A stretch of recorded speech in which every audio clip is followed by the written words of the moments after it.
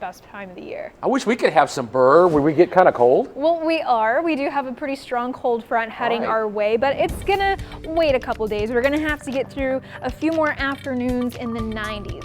Here's a look at today's rainfall, or since midnight rather. A lot of this has been offshore today, though the Naval Air Station did get about a ½ inch of rain since midnight. You can see a lot of the rain that fell off to our north just behind our banner. That was from the storms last night. Now we are going to catch another rain chance tonight in a similar fashion where we had those line of storms coming in and clipping our northeastern counties last night. Same thing again tonight, but the severe risk came down just a little bit in terms of on the map, not necessarily the risk. The risk actually went up a little bit to a 2 out of 5 or a slight risk. Now the main concerns with this going to be localized heavy rainfall, winds, some gusty winds and any strong storms, and maybe some hail. So I have that severe risk still here. I'm going to stop Futurecast at 2 o'clock. You can see the tail end of this line of storms moving to our northeast. Now it could be a little bit further over and clip some more of our counties, but generally the best place that we're going to see rain chances in that severe risk overnight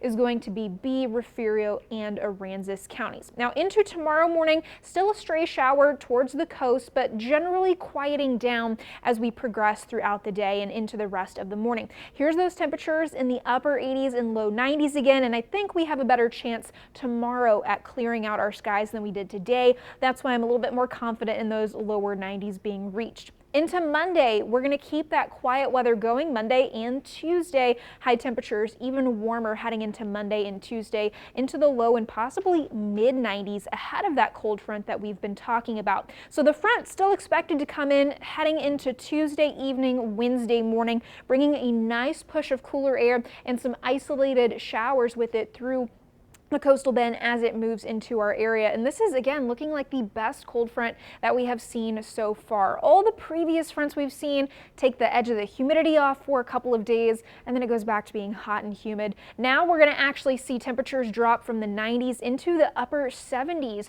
from one afternoon to the next, and morning temperatures dropping even more, closer to 20 degrees on our morning temperature. So the trends, timing has been holding pretty steady, generally Tuesday evening to Wednesday morning, like I've been mentioning. We still have plenty of time to nail that down. Temperatures continue to trend a little bit cooler, but they are slowing down on that downward trend to where we're seeing morning temperatures maybe in some upper 40s to low 50s across the coastal bend. So looking like sweater weather for the first time in a long time. Again, that rain trend has held pretty steady this entire time, just that isolated chance. Now, behind the front looks absolutely gorgeous, clear, and not too spooky for Halloween. We're not looking at any rain chances. Temperatures in the 80s in the afternoon and into the 70s, possibly some 60s heading into Halloween evening. Now tomorrow we have temperatures in those low 90s again, lots of sunshine in the afternoon. Temperatures though starting off on a little bit of a warm note in the low 70s to upper 60s.